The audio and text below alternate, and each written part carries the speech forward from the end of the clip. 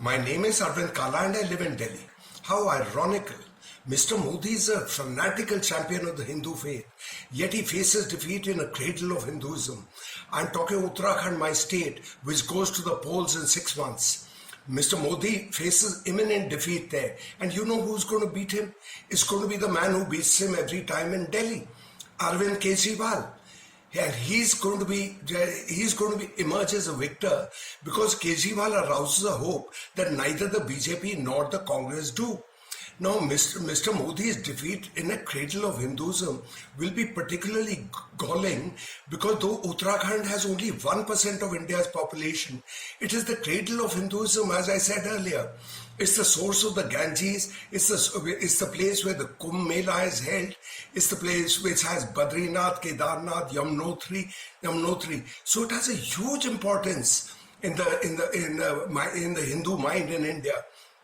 And it is the only state in India which has an upper caste majority. The rest of there are no OBCs, no Khatris, no Kayas, only Brahmins and Rajputs, and a small number of scheduled castes, Dalits in villages. Now, there are several factors which favor Kejriwal. I'll just mention a few things about Uttarakhand because I go there regularly to my village, so I have an instinctive feel of the place. Now, Uttarakhand has 40 times the land area of Delhi, but it has half of Delhi's population. It's an empty land. In my own village, which consists of only just 200 homes, there's a steady exodus of people. Every year I find the population dwindling by 4 or 5 or 6 or 7 people. They go down to the cities in search of jobs because there's no employment in Uttarakhand. So they're just homes locked up, and that's true of all of Uttarakhand's 17,000 villages. 80% of them have less than 500 people. I would venture to say that I go to villages where there's just 4 or 5 homes, and the whole place gets denuded of people. And that is the reality of Uttarakhand. And in this, the BJP and the Congress have ruled alternatively for 20 years and nothing has happened. So Kejriwal at least arouses a hope. And you know who's going to be his best ambassador?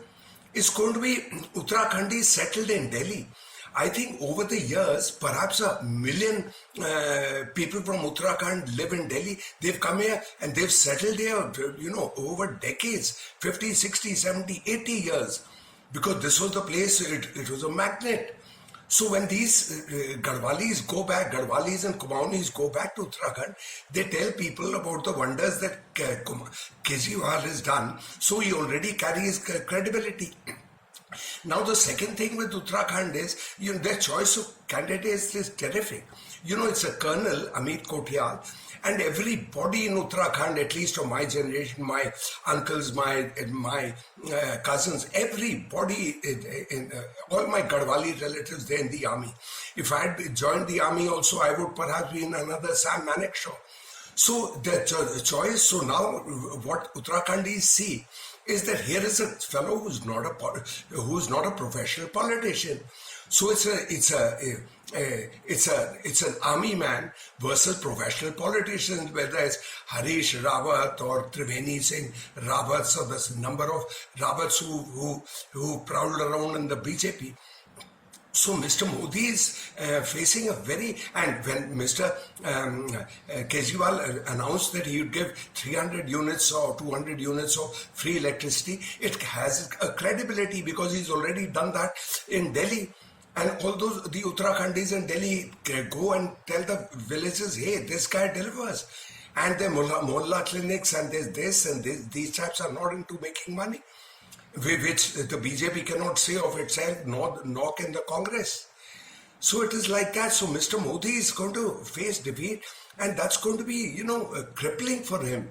Because once Kejriwal spreads there, then how much are you going to bridle in there?